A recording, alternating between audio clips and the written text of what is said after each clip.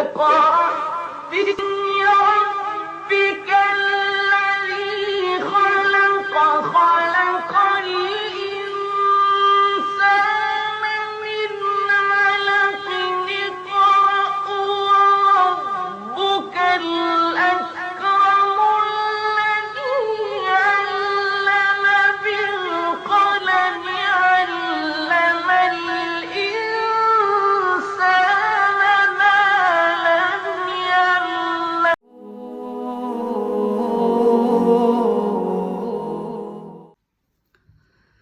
اعوذ بالله من الشیطان الرجیم. بسم الله الرحمن الرحیم.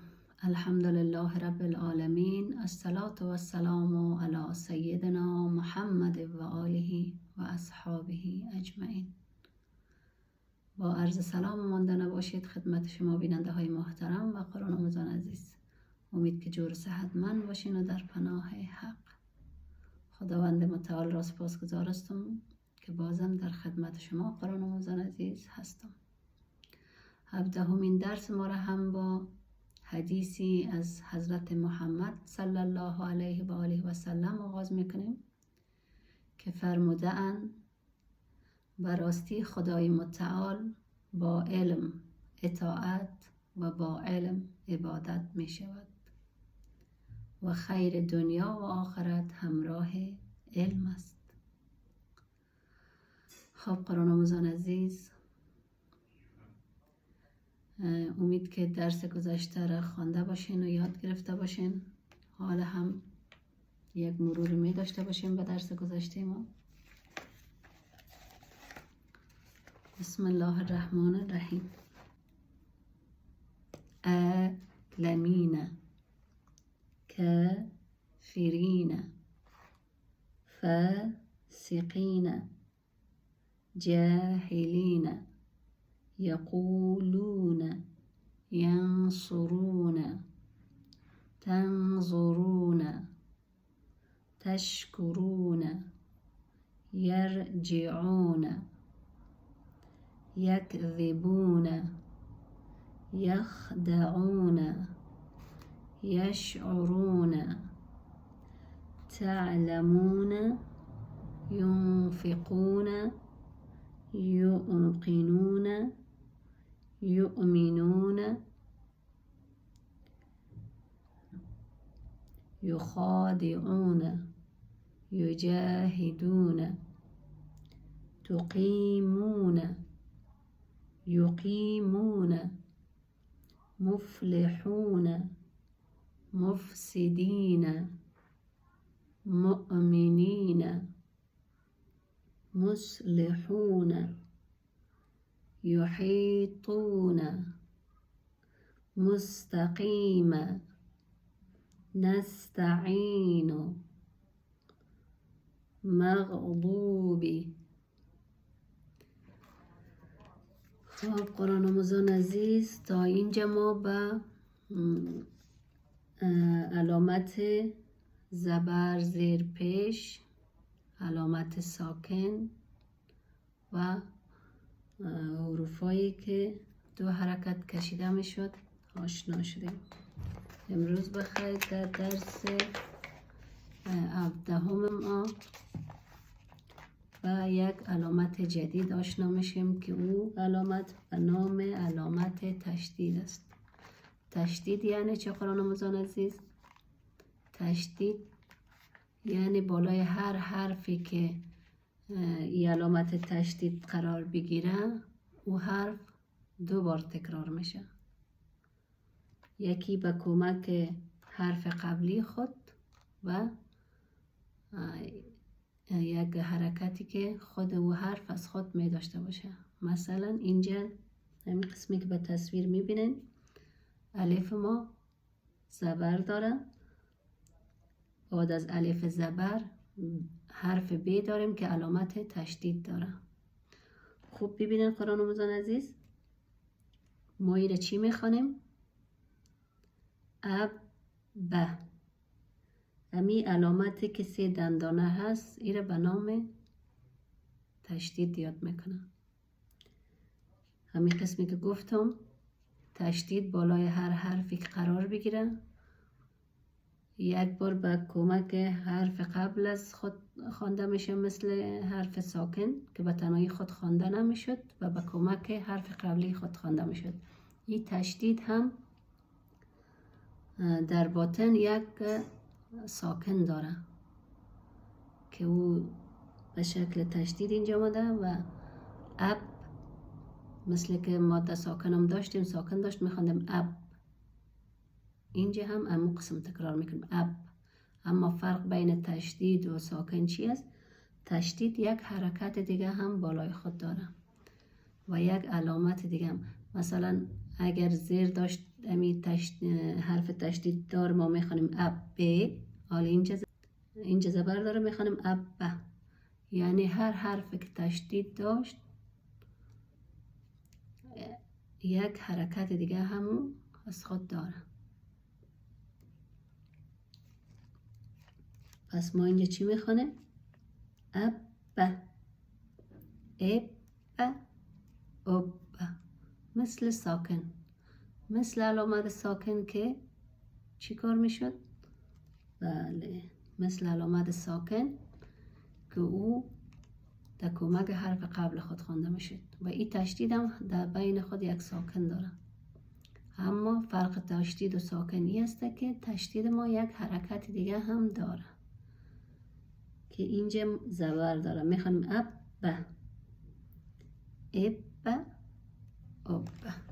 حرف ت ما ات ات ات. حرف س ما اس اس اس. خط دوم قرآن مزان عزیز، بله، حرف جیم داریم اج اج اج. حرف ه ما اح اح اح. حرف خ ما قرآن مزان عزیز علامت تشدید دارم، میخوانیم اخ اخ اخ.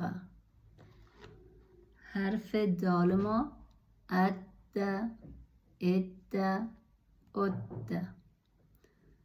حرف زال ما قرآن مزان عزیز اذ اذ اذ. حرف ری ما ار ار ار. حرف زی ما از از از. حرف سین ما اس اس اس. حال رسیدیم به خط چهارم ما اش اش اش. حرف صاد ما اص اس اس. حرف زاد ما قرآن مزان عزیز از از از. حرف توی ما اط اط اط. خط پنجم قرآن مزان عزیز حرف زوی ما، بله، از از از. حرف عین ما ا ا ا. حرف غین ما که تشدید داره قرآن مزان عزیز اغ اغ اغ. حرف ف ما اف اف اف. خط ششم ما، بله، کدام حرف ماست؟ حرف قاف ما. قاف ما کدام علامت داره؟ علامت تشدید داره. پس ما چی میخوانیم؟ اق اق اق. حرف کاف ما اک اک اک. حرف لام ما ال ال ال. حرف میم ما ام ام ام. خب قرآن آموزان عزیز، رسیدیم به خط آخر ما. خط آخر ما کدام حرف ماست؟ بله، حرف نون ماست که علامت تشدید داره. تشدید یعنی چی؟ یعنی بالای هر حرف ما که قرار می گرفت و حرف ما دوبار خوانده می شد. ان، ان، اون. چرا ان، اون؟ چون الف زبر داره. بعد از الف زبر ما نون تشدید دار آمده، میخوانیم ان. و الف ما زیر داره. بعد از الف نون تشدید دار آمده، میخوانیم ان.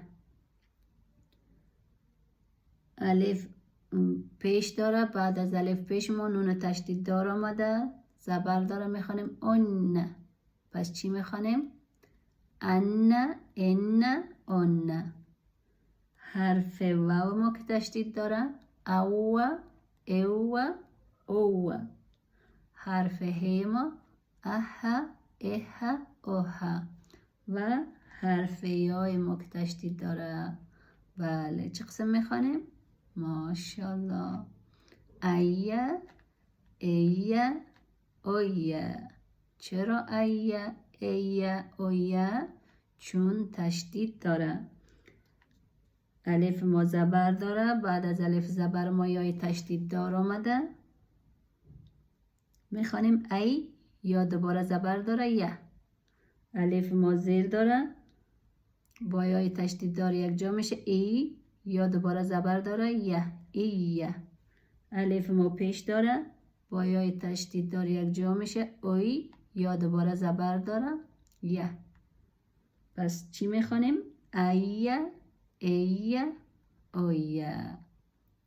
انشالله که تا این وقت خسته کن براتون تمام نشده باشه. بازم از اول تا آخر ما یک بار تکرار میکنم. بله، بعضیتان یاد گرفتین و بعضیتان یاد نگرفتین. خب، ما بر کسایی تکرار میکنم که یاد نگرفتم. خب، خدا رو شکر که شما یاد گرفتین و این تکرار برای بله قرآن آموزان عزیزی هست که هنوز یاد نگرفته. پس یک بار دیگه هم تکرار میکنم. ابا، ابا، ابا. اتا، اتا، اتا. اثا، اثا، اثا. حرف جیم ما اجا، اجا، اجا. اها، اها، اها. اخا، اخا، اخا. ادا، ادا، ادا.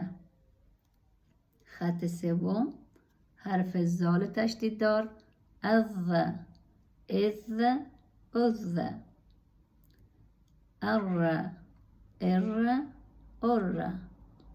از، از، از. اس، اس، اس. خط چهارم حرف شین تشدید دار اش، اش، اش. اص، اص، اص. حرف زاد ما از، از، از. حرف توی اط، اط، اط. قرآن آموزان عزیز، خط پنجم ما حرف زوی تشدید دار از، از، از. ا، ا، او. اغ، اغ، اغ. اف، اف، اف. خط ششم ما حرف قاف تشدید دار اق، اق، اق. اک، اک، اک.